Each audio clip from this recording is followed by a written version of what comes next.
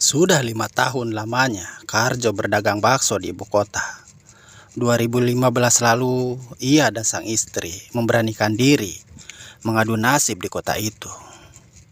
Jauh-jauh dari Wonosari, mereka berdua hanya berbekal ilmu membuat bakso yang ia pelajari turun-temurun. Meski telah bekerja tak kenal lelah, hidup keduanya masih saja tak berubah.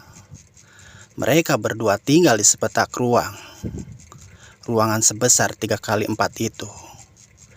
Tempat mereka melakukan segala sesuatunya, seperti tidur, memasak, dan berkegiatan sehari-hari. Tiap subuh menjelang, keduanya bergegas pergi ke pasar untuk membeli bahan-bahan.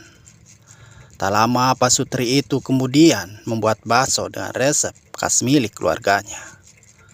Pukul 6 pagi, keduanya sudah siap untuk menjajakan bakso berkeliling kota. Ting, ting. Begitu bunyi mangkok yang dipukul Karjo ketika menjajakan baksonya.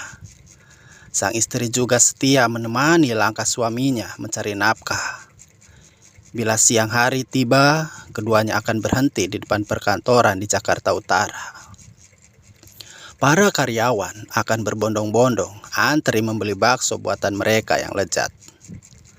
Meski memiliki pelanggan, hasil jualan bakso mereka masih kurang untuk hidup sehari-hari.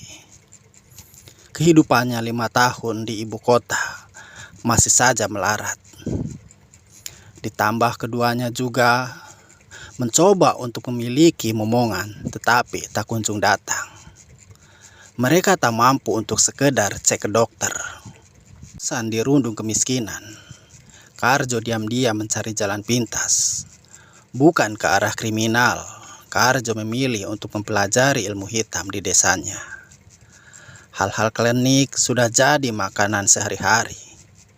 Ia juga tak berani tertangkap oleh polisi dan berakhir di penjara. Pencariannya berhenti ketika salah satu pelanggannya bercerita tentang klinik di desanya. Menurut penuturan lelaki asal Klaten itu, di desanya terdapat sebuah sendang yang memiliki energi gaib. Banyak orang sudah terbukti memiliki kekayaan berlimpah ruah setelah bersemedi di sendang itu. Tak ingin membuang waktu, Karjo kemudian membeli 2 tiket bus menuju ke Klaten bersama istrinya. Sang istri pun menurut. Ia juga lelah hidup dalam kubangan kemiskinan. Keduanya sangat bersemangat menjemput kekayaan di sendang itu. Sesampainya di sendang, Karjo lantas melakukan ritual. Ia sudah menyiapkan kemenyan, canduk, nasi tumpeng, dan ayam kampung, minyak wangi, daging ayam mentah, serta kembang 3 macam. Ia meletakkan semuanya di pinggir sendang dan mulai melucuti pakaiannya. Sesaat kemudian, Karjo masuk ke dalam sendang dan bersemedi di pinggir kolam. Konon katanya, di sendang itu terdapat penunggu berupa bulus putih atau kura-kura berpunggung lunak. Hanya orang-orang yang beruntung yang dapat melihatnya. Bagi mereka yang dapat melihat bulus putih itu, maka segala keinginan akan terwujud. Aku ingin kaya, Mbak. Punya 7 rumah, 7 mobil, dan 17 toko bakso. Aku juga ingin punya 3 anak, Mbak. Tuturnya dalam hati selama bersemedi di air. Ketika bersemedi, air merendam setengah dadanya, menyisakan sebagian kecil dada, leher, dan kepala yang tidak terendam. Sesaat kemudian, Karjo kemudian terciprat air. Ia melihat adanya sosok bulus putih yang berenang ke arahnya. Bulus itu kemudian mengangguk dan berbicara. Tapi ada harganya. Di tubuhmu akan muncul bercak putih. Semakin kamu kaya, semakin lebar pula bercak putih itu. Dan ketika bercak putih itu menyelimuti tubuhmu, kamu akan mati, tuturnya dengan suara berat.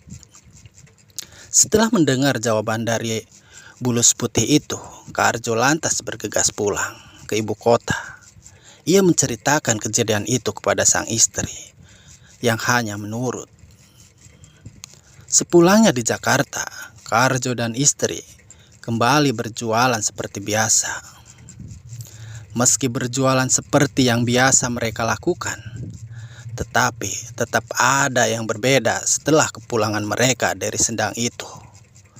Jumlah pelanggannya meningkat, tapi tidak fantastis.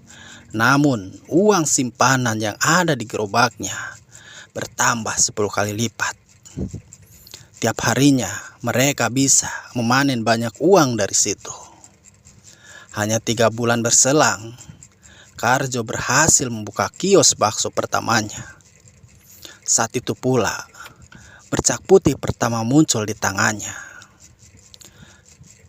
Laris manis dengan kios pertamanya, Karjo kemudian membuka kios lain. Hanya dengan kurun waktu 2 tahun, Karjo dan istri berhasil mencapai impiannya berkat pesugihan.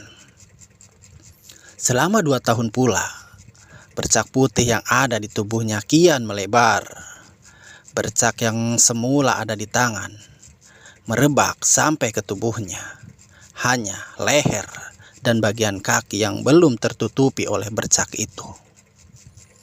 Bila ditanya, Karjo pun akan menjawab bahwa dirinya memiliki alergi parah. Sudah jadi jutawan, Karjo makin rakus. Dirinya ingin menambah bisnis untuk menambah kekayaannya. Ia berambisi untuk membangun pusat perbelanjaan di Jakarta Utara. Tetapi ia lupa akan perjanjian dengan si bulus putih. Begitu bercak memenuhi tubuhnya, ia akan mati. Bisnis malnya terlaris. Dirinya tambah kaya. Sejalan dengan itu, bercak yang ada di tubuhnya pun makin banyak. Kini hanya tinggal wajahnya yang belum tertutupi. 1 bulan kemudian, Karjo melihat perubahan di bercaknya. Sejalan dengan kekayaan yang mengalir deras, bercaknya juga dengan cepat menutupi wajahnya. Ini sudah saatnya aku mati. Tolong rawat harta kita dengan baik, tuturnya kepada sang istri.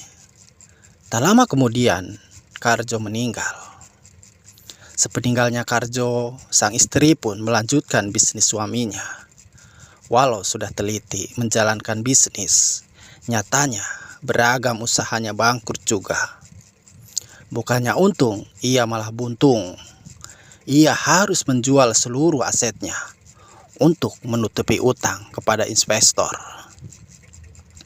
Sang istri pun kembali hidup melarat dengan ketiga anaknya yang memiliki wajah seperti bulus. Tamat. Tulisan ini hanya rekayasa, kesamaan tempat, dan kejadian cuma kebetulan belaka. Terima kasih. Doa terbaik dari kami. Robbana atina fid dunya hasanah wa fil akhirati hasanah wa qina adzabannar. Semoga kebahagiaan, kesuksesan selalu menyertai hidup kita semua tanpa pesugihan. Amin.